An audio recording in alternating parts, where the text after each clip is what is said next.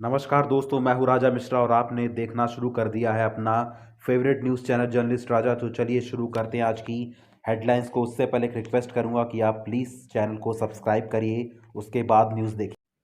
केंद्र सरकार द्वारा समाजवादी पार्टी के पूर्व नेता और समाज सेवक कर्पूरी ठाकुर को भारत रत्न देने का फैसले के बाद कांग्रेस ने बीजेपी पर हमला किया है। कांग्रेस ने कहा है कि हम इसका सम्मान करते हैं, मगर जातिगत जनगणना से आखिर नरेंद्र मोदी सरकार क्यों भाग रही है।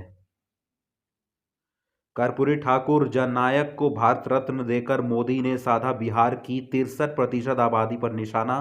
बिहार बीजेपी ने प्रधानमंत्री मोदी को धन्यवाद कहा है, जिसके लिए, क्योंकि बिहार बहुत दिनों से इसके लिए मांग कर रही थी केंद्र से।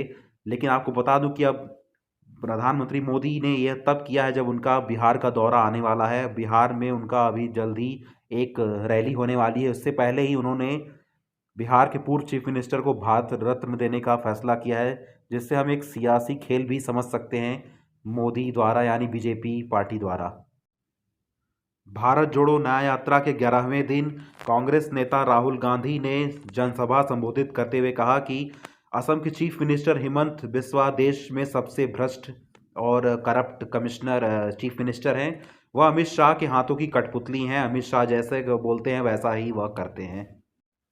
कल असम में भारतीय जनता पार्टी के कार्यकर्ताओं ने कांग्रेस की भारत जोड़ो न्याय यात्रा पर हमला किया है, जिसके बाद कांग्रेस अध्यक्ष मल्लिकार्जुन खड़गे ने अमित शाह को पत्र लिखते हुए राहुल गांधी की सुरक्षा की मांग की। उन्होंने कहा कि राहुल गांधी की सुरक्षा को खतरा है, क्योंकि वहां के मिनिस्टर भी वहां पे सिर्फ खड़े होकर तमाशा देख रहे थे जब वहां के बीजेपी कार्यकर्ता इस यात्रा पर हमला कर रहे थे।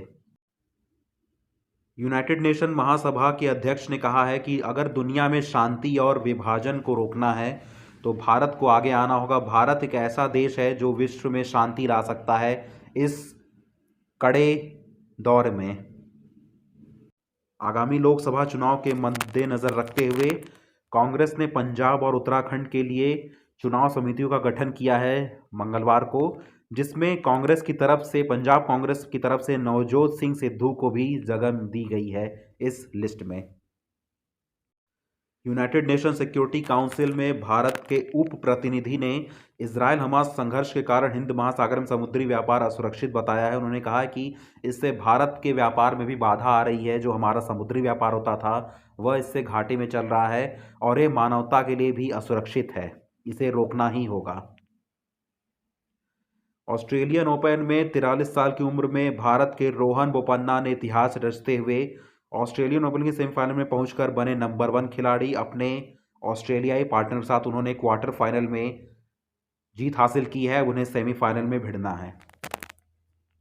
राहुल गांधी ने असम में अपने भारत जोड़ो न्याय यात्रा के दौरान कहा है कि असम पुलिस को और एफआईआर दर्ज करने की चुनौती मैं देता हूं। अगर वहां के कमिश्नर और पुलिस जितना हो सके उतना मेरे ऊपर एफआईआर दर्ज करे, मैं डरने वाला नहीं हूं और ना ही मेरे पार्टी के कार्यकर्ता डरने वाले हैं। और उन्होंने हेमंत बिस्वा को भी आड़े हाथ लेते हुए कहा कि असम के चीफ मिनिस्टर इस देश के सबसे भ्रष्ट नेता और चीफ मिनिस्टर हैं।